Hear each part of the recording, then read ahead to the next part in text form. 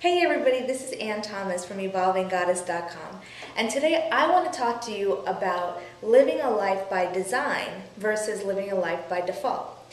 When I say living a life by design, what I'm talking about is you consciously creating the life that you live. You think about what you want, you visualize it, you take the baby steps that you need to get to that vision. Versus living a life by default is simply you are at the mercy of whatever happens to you. You don't consciously think about what you really want. You just kind of go with the flow. Here's a quick story to illustrate how I moved from living a life by default to one by design in one aspect of my life.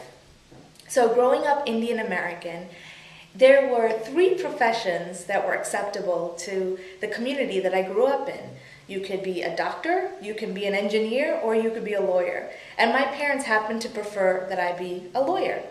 So I did. I went to law school, I practiced for 8 years, and although I was good at it, there was a part of me that did not feel fulfilled.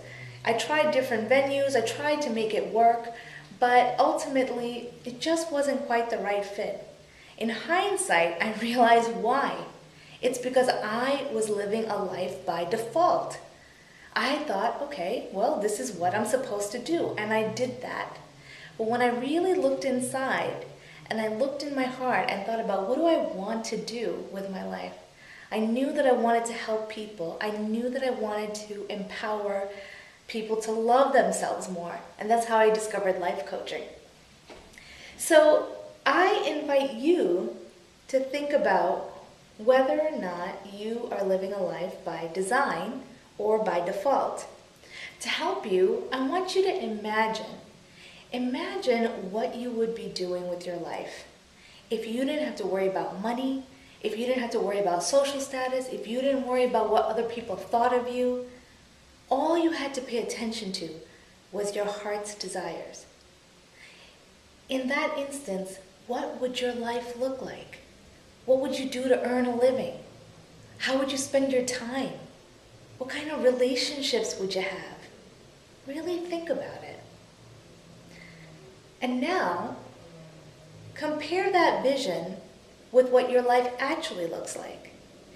Any place where those two conflict is a place where you get to redesign your life. And take the baby steps.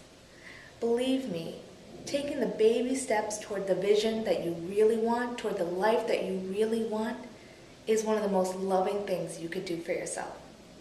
This is Ann Thomas from evolvinggoddess.com, reminding you to love the evolving goddess in you. Bye.